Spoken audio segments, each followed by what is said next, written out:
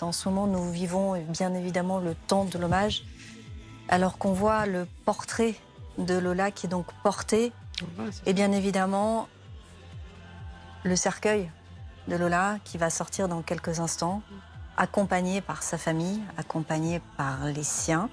C'est le dernier moment de cette cérémonie que la famille souhaite partager avec l'ensemble des Français. Je me retourne vers vous, Gabriel Arenas. C'est un moment de rite qui est absolument nécessaire parce que la famille essaye au maximum de faire tout ce qu'il faut à ce moment-là pour cet enfant. Oui, il est en train de sortir là. Bah, écoutez, oui, c'est... Le cercueil de Lola Voilà. quitte la collégiale Saint-Omer de Liers. Ça se Son passe. portrait. Ça se passe comme ça quand même dans tous les enterrements. C'est pas quelque chose. Donc pourquoi ne ferait-il pas les mêmes gestes qui sont importants, je le répète, parce que cette sortie du cercueil blanc, c'est vraiment Il y aura un hommage. le dernier moment où on la voit, même si c'est à travers un cercueil, où elle est présente physiquement encore. Hein. Donc c'est très très important. Ce cercueil blanc, c'est celui de Lola, 12 ans. C'est l'enfance. C'est une enfant Oui, et le qui est blanc, morte c'est... il y a 10 jours, dans des conditions abominables, dans des circonstances abominables. C'est aussi ce que disait l'évêque d'Arras. Les mots peuvent être inutiles, si petits, si maladroits, victimes d'une sauvagerie, d'un acte qui nous laisse sans voix. On voit l'évêque d'Arras, justement, qui accompagne le corps de cet enfant. Et la famille.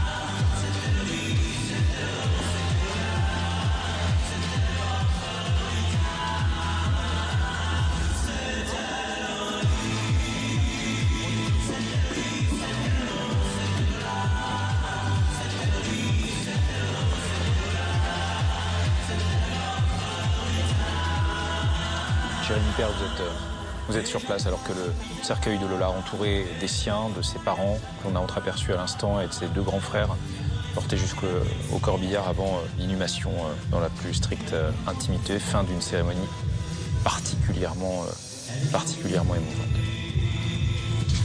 Oui, absolument, on les a vus se toucher.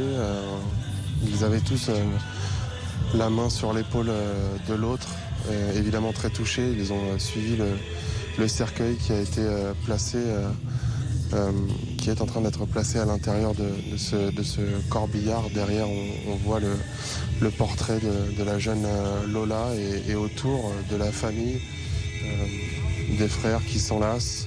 On imagine leur peine en ce moment précis. On voit énormément de personnes autour d'eux, la famille évidemment, des proches qui les accompagnent dans cette étape de plus aujourd'hui, c'est-à-dire après la cérémonie qui a duré à peu près 1 heure, mettre le cercueil de leur petite sœur dans ce camion pour l'emmener ensuite au cimetière. On voit sur tous les visages une émotion particulière, immense. On voit des personnes avec des lunettes de soleil, on voit beaucoup de personnes les larmes aux yeux aussi autour de ce corbillard, autour de la famille. Il y a certes cette musique, mais sinon il n'y a pas un bruit. On voit les gens se toucher les yeux, signe évidemment de l'émotion immense qu'ils ressentent en ce moment. La plupart des personnes qui sont autour de la famille sont des proches. Juste à côté de nous, un petit peu plus loin, on voit des habitants qui viennent d'ici, d'ailleurs d'un peu plus loin aussi, qui ont suivi cette cérémonie. Dans la manifestation de la vérité, la compréhension, parce que vous savez, cette famille, elle veut comprendre aussi. Elle va sûrement vouloir comprendre pourquoi, comment Jusqu'où? Ça, c'est les vraies questions que se posent des victimes. Et puis de l'autre côté, l'avocat de la principale suspecte, qui deviendra un jour peut-être l'accusé devant une cour d'assises, eh bien, il faut qu'il fasse son rôle, notamment. C'est aussi de faire rentrer, déjà de savoir, parce que n'oublions pas qu'il y a un principe de présomption d'innocence, c'est pour ça que je dis principale suspecte, et puis au fur et à mesure des actes d'instruction, d'investigation, de comprendre aussi. Parce que vous savez, défendre quelqu'un, c'est aussi essayer de le comprendre, comment il a pu, pourquoi il a commis des actes, et essayer finalement de porter sa parole, le faire entrer à nouveau dans la communauté humaine, alors même qu'il a pu commettre des actes monstrueux, et essayer finalement de le défendre au mieux. Souvent, les gens ne comprennent pas ça. Ils se disent comment vous pouvez défendre quelqu'un qui a commis telle ou telle chose. Mais nous, notre rôle, c'est aussi d'essayer de défendre au mieux. Et pour défendre au mieux, il faut comprendre notre client. Jérémy Père, on vous retrouve devant la collégiale Saint-Omer de Lillers, sous le corbillard, avec à l'intérieur le cercueil de Lola s'apprête à quitter le parvis direction le cimetière pour l'inhumation de la petite fille de 12 ans.